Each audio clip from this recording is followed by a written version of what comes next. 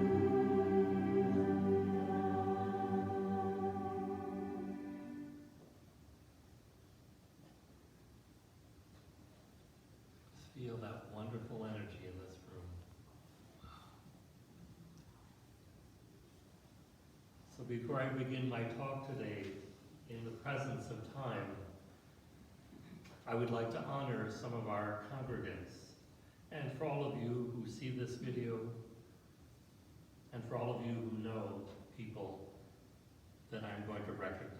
So I'm going to ask all of you who identify as female to please stand as you are able.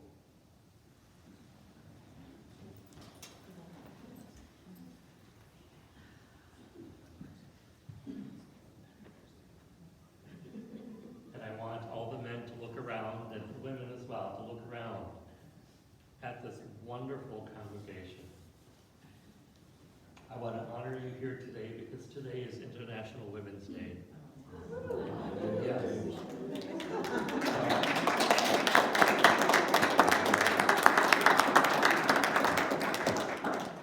And I'm not joking, you may sit down. And I'm not joking as I say this, that some of you, this is biologically true. Without you, we would not be here. And for those of you who it's not biologically true, we would not be here in the same way without you. So I want to honor you here today to celebrate International Women's Day. And I think too that speaks to Unity's principle of this idea of Father, Mother, God, of this idea of this oneness, that we can be male or female and yet be a child of this very loving presence that we call God. So in thinking about my theme here today, I wanted to have a little play here first. So I apologize ahead of time if this gets a little too wonky for some of you that don't know me quite yet. So I thought time, the theme of time. So I had some fun with some of this. So time flies. It's high time. Third time's a charm. Make up for lost time. In the nick of time. Time heals all wounds. A devil of a time. Ahead of time. Ahead of one's own time. A stitch in time. Saves nine. All in good time. At all times. Downtime. Good time. It's about time. I heard that as a lot as a child. Once upon a time, the time has come. Time is money, time out. Run that by me one more time. I'm saying that a lot as I get older. Pressed for time, out of time. Time to hit the road, buy time, face time. In the right place and the right time, on time. And many, many other sayings. So I thought of how our phrases and our words about time have influenced us in this human body. So a lot of these have that kind of sense of urgency, right? And that sense of time as a limit in our existence. So there are two types of time. Actually, some people would argue there's actually three, but I'm only going to talk about two right now, so as to not make it more complex than it needs to be. So there are two types of time. One of chronos, which is the time in our human body, this human aspect of time that we think about. And as for those of us who are here, we might see people later on coming in because they forgot to set their clocks ahead 1 hour. This whole idea of time in its limited way. So this might deal with our work or our family life or our sense of belonging to this time and space in this human body. It's also the time of the ego. And then there is the chronos time. So this is the time that is the appointed time in the purpose of God. So kairos time is that eternal time. Some would call it deep time. Time eons and eons ago as things were just being formed and being created out of this oneness. Kairos also is that eternal time that we think about in unity, where we say we're all one, manifesting in many, but we're all one at the same time. So that truth of that plurality in the unity of all things. So this God is unity. So I'm going to go back to this idea of God itself. So God refers to the old Germanic root meaning good. But the Aramaic, El or Al, refers to the Hebraic terms of Elohim, Allah, Allah, El Shaddai, and other words or phrases. And they refer to the unity of existence. So Jesus' message, the good news, was along the lines of be open to the unity and reconnect with it. Be open to the unity and reconnect with it. The one expressed as many. This might be a theme that we can hold as we go through this Lenten season. So we as humans are in this human body and in human time. Kairos time is that as humans, our job description. And no, we do not have a choice in this. As we embody this body, it's our duty, it's our responsibility, it's part of our mission of being here, is to embody the consciousness of the whole manifested cosmos and all of nature rather than simply to dominate it.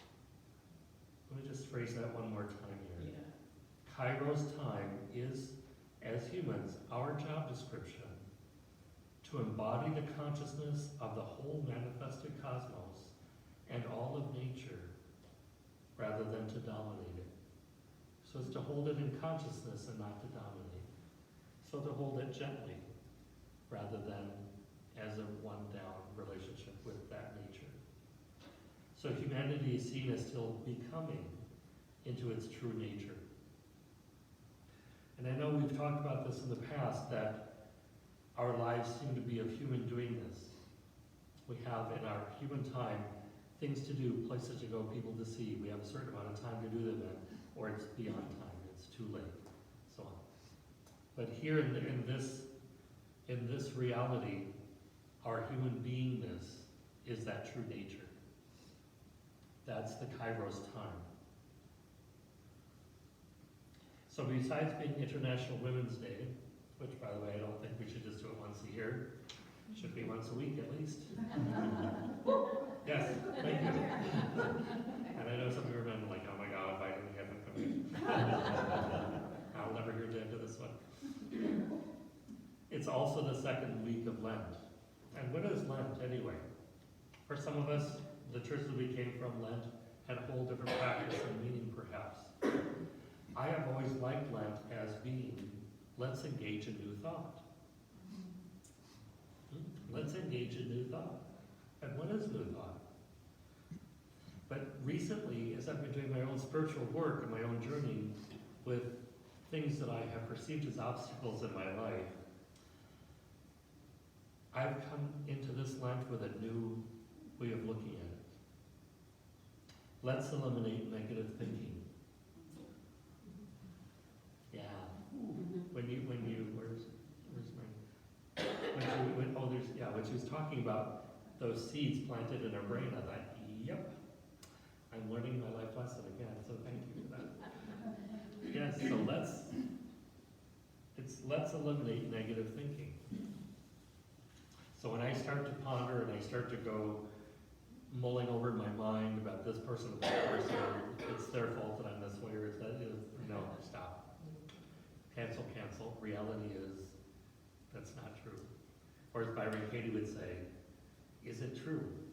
And I'd say, well, I want it to be true. Is it really true? No. Okay, get over it. So from Unity Village, Lent is a season of spiritual growth, a time for progressive unfoldment. When we blend and merge our minds with the God mind, the way is open for God to glorify us and to lift us into a higher, purer, more spiritual state, which is indeed our true nature. I know for myself, I often forget that. An idea of Lent is the idea of releasing and untying myself and others from what we have bound them to. So how many times have I bound myself to something that I'm not forgiving myself for, or holding myself in a higher standard than others? And that comes from my own perfectionism that I've talked about before.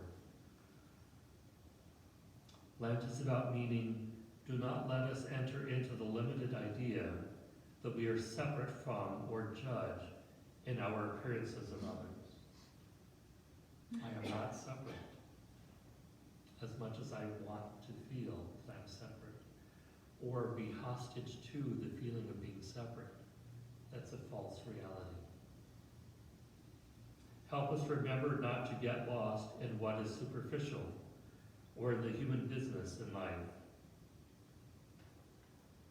Back again to that kairos type of time versus the chronos. We become forgetful of sacred unity. Remember that we are connected to this sacred unity at all times. We are not separated at all from all that is. We have so much to do in our daily life that we forget or spend our time on the surface of life, that we forget the experience of time itself. Lent is a time to remember our connection to Source and yet free us from not being in the present or in the very presence of the unity of all existence. In the unity movement, we know that Jesus is the great way shower. He tells us that he is doing what we shall be able to do as well, even greater things.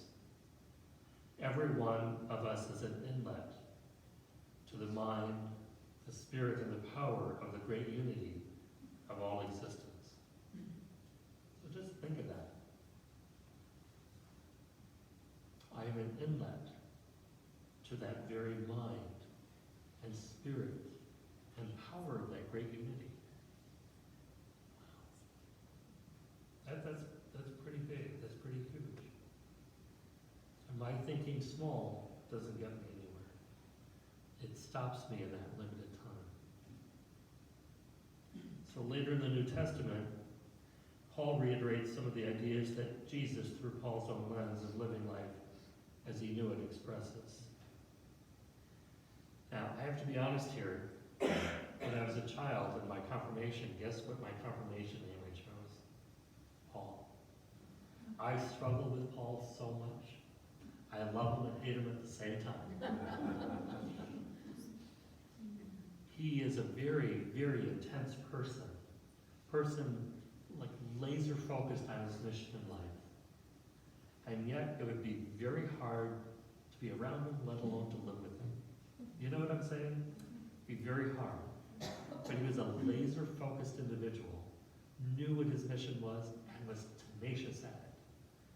Just with the same zest and zeal that Charles Fillmore talks about. That same zest and zeal. For example, as Paul speaks of our relation to time in the book of Romans, he says, "You know what time it is. How is it now the moment for you to wake up from your sleep? For salvation is nearer to us now than when we first became believers." There's that tenacity and power. So let's take a brief look back at the context that Paul was writing in. He had been a person that was executing and persecuting the people of the way, what Christians were called in those early years. He was a very devout Jew, committed to that way of life and to follow that way of life. And he had a conversion experience.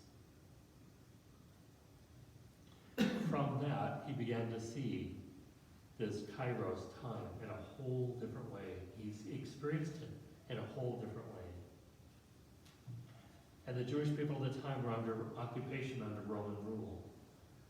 And the way followers were even a smaller sect of people living in these communities. But these people's lives were transformed by a story of a man called Jesus and the things that he said and the people that he healed in his lifetime. They were trying not only to live as he lived, but to try to be as he lived in his life. Not so much in having the faith in Jesus as having the faith of Jesus. His message, brought by Paul and others, was about being and living in the world in a different way than before.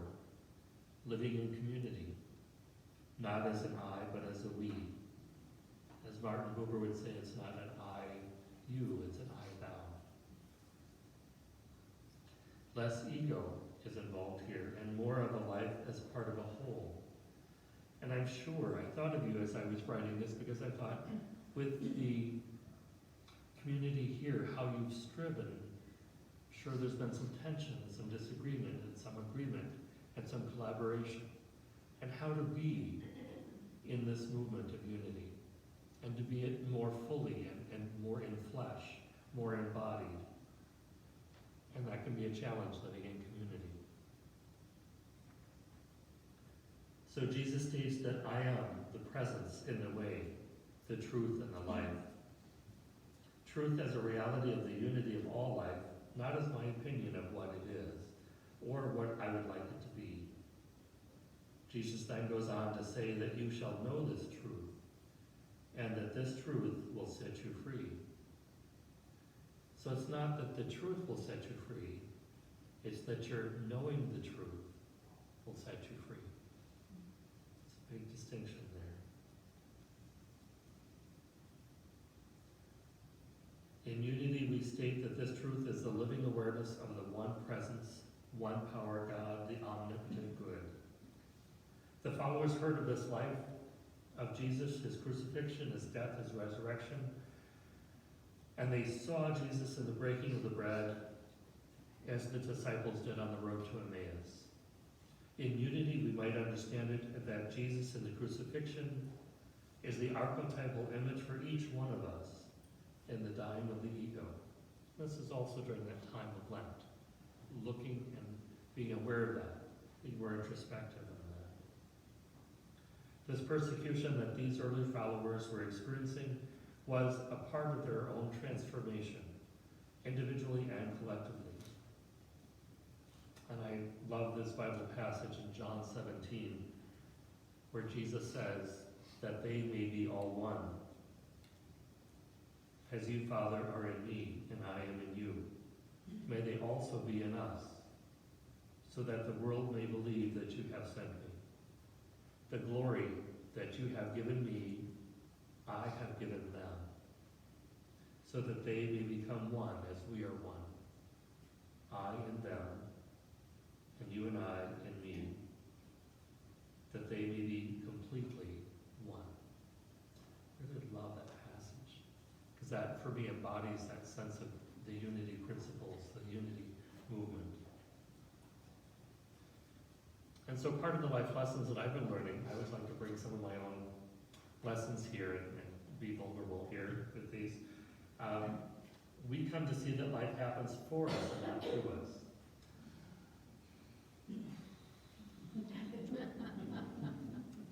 Yeah. Some seconds or moments, I know that. Some seconds and moments, I am far from that. It happens for me, not just to me. That there is only God the good. Despite appearances, there's no opposition. Despite my own thoughts, there's no opposition. Despite my own story of being a drama person, there's no opposition.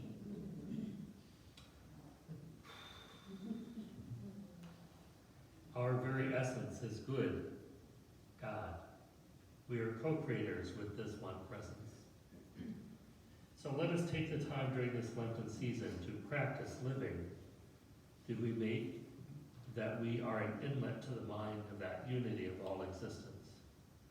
Knowing that truth in such a way as to being open to a whole new way of life. Being grateful for all of our foremothers and forefathers who have come before us, and encouraging the future foremothers and forefathers to becoming more into their true nature.